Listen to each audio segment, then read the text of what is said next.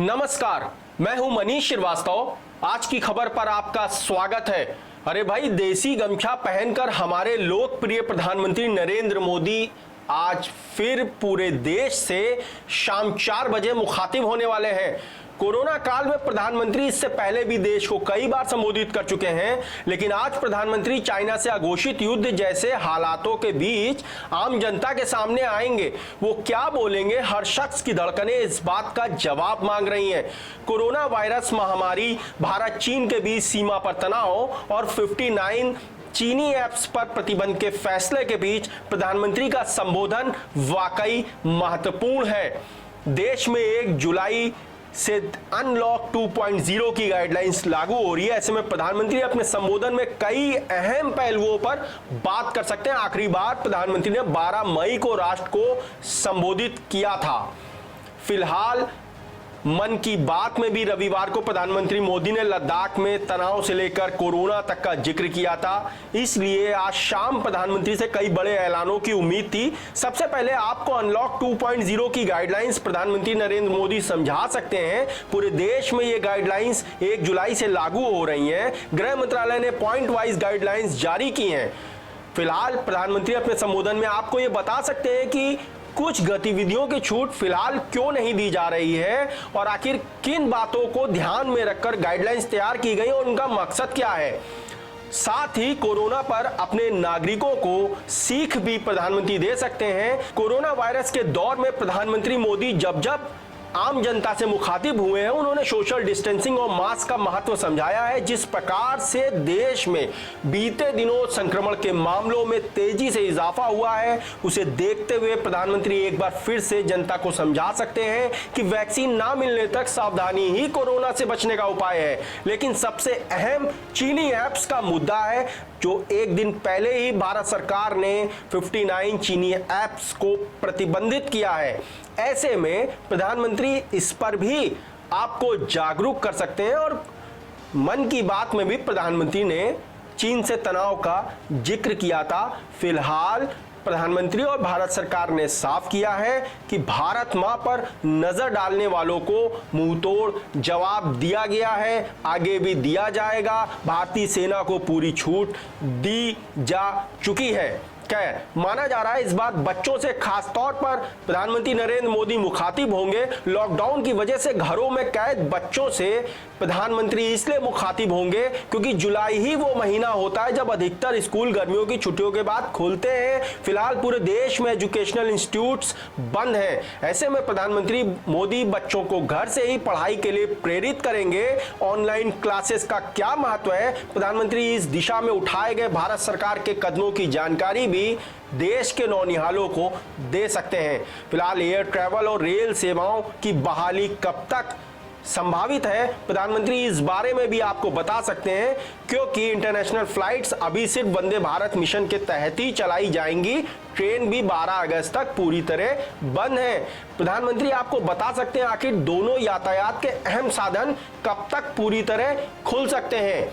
इस बार चीन के लिए साफ कड़ा संदेश राष्ट्र के नाम अपने संबोधन में प्रधानमंत्री दे सकते हैं, क्योंकि चीन के साथ जारी तनाव के बीच भारत में राष्ट्रवाद बेहद तेजी से बढ़ रहा है और चीन भी इस बात से खासा फिक्रमंद है और बेहद घबराया हुआ है कि भारत में उग्र राष्ट्रवाद है और चाइनीज ऐप्स और चाइनीज प्रोडक्ट्स को लेकर के भारतीयों ने साफ तौर पर बहिष्कार कर दिया गया है। भारत किसी भी घुसपैठ का मुंहतोड़ जवाब देगा, इसके लिए सेना को पहले से खुली छूट दी गई है। चाइना से वर्तमान हालात पर क्या अपडेट है, इसको लेकर के भी प्रधानमंत्री आपको बता सकते हैं। फिलहाल सरकार ने चीनी प्रभुत्व को कम करने के लिए क्या क्या कदम उठाए हैं, उसकी जानकारी आपको प्रधानमंत्री से मिल सकती है। भाई, इस बार देश को आत्मनिर्भर बनाने की सीख भी प्रधानमंत्री जरूर देंगे। चीन के साथ जारी तनाव के मद्देनजर तेजी से चीनी उत्पादों के बॉयकॉट की मांग हो रही है और आपको भी चीनी उत्पादों से और चीनी ऐप से दूर ही रहना चाहिए, क्योंकि हमारे देश की खाओगे और हमारे ही देश पे गुर्राओगे, ऐसा तो कम से कम भारत में नहीं चलेगा। मगर प्रधानमंत्री सीधे तौर पे चाइनीज बायकॉट की बात ना करें, लेकिन इशारों में जरूर जनता से आत्मनिर्भर होने की अपील कर सकते हैं। वो ऐसा पहले भी कह चुके हैं कि हमें दूसरे देशों पर निर्भरता कम करनी चाहिए। वो देश में मैन्युफैक्चरिंग को बढ़ावा देने के पक्ष में है और इस दिशा में किसी बड़ी योजना का ऐलान भी आज शाम किए जाने की पूरी संभावना है।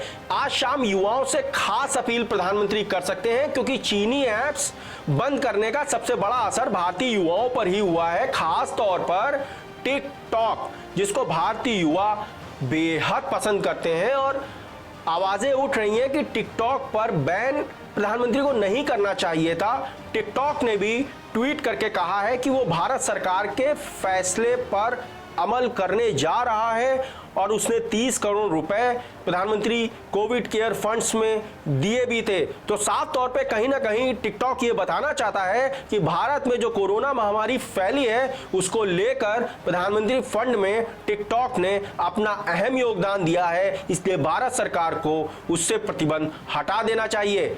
लेकिन एक आवाज यह भी भारत में निकल रही है कि टिकटॉक पूरी तरह से बंद होना चाहिए, क्योंकि इसी टिकटॉक को बनाने के चक्कर में कई भारतीय युवाओं की जान भी जा चुकी है। प्रधानमंत्री सीधे तौर पे इन्हीं युवाओं को संबोधित करेंगे, आखिर ये फैसला क्यों लिया गया, और वो युवा भारतीय टेक्नोक्रेट से अपील भी करेंगे कि भारतीय ऐप्स डेवलप करें ताकि दूसरे देशों से जासूसी का खतरा भी ना रहे। आज की खबर ने भी आपको पहले बताया था कि मेरठ में वीवो मोबाइल का IMEI नंबर देश के 13,500 चाइना के वीवो मोबाइल पर रन कर रहा था। वीवो मोबाइल पर FIR भी लॉन्च हुई और वीवो ने मौखिक तौर पर माना कि उससे एक बड़ी चूक हुई है और यह भारत की आंतरिक सुरक्षा के लिए बड़ा खतरा था। इससे पहले भी भारतीय युवाओं से आत्मनिर्भर बनने की अपील प्रधानमंत्री कर चुके हैं। प्रधानमंत्री आरोग्य सेतु पर देश की जनता से बात न करें, ऐसा तो हो ही नहीं सकता। कोरोना मरीजों के कॉन्टैक्ट ट्रेसिंग के लिए बनाया गया ऐप आरोग्य सेतु तेजी से भारत में लोकप्रिय हुआ है और इस पर कोविड-19 के खतरे से जुड़ी पल पल की अपडेट और जानकारी है। ऐसे में डेटा कॉन्ट्रैक्ट ट्रेसिंग में यह ऐप बेहद कारगर है और अभी बहुत से भारतीयों ने अपने स्मार्टफोन में आरोग्य सेतु ऐप को डाउनलोड नहीं किया है। प्रधानमंत्री रिपीट, ऐसे में प्रधानमंत्री एक बार फिर लोगों से इस ऐप को डाउनलोड कर इस्तेमाल करने की अपील कर सकते हैं। फिलहाल पूरा देश शाम 4 बजे PM मोदी को सुनने के लिए बेताब है। आज की खबर भी आपको सबसे पहले प्रधानमंत्री नरेंद्र मोदी के संबोधन से अपडेट कराएगा। फिलहाल देश दुनिया की बाकी खबरों के लिए देखते रहिए आज की खबर और मुझको दीजिए इजाजत। नमस्कार।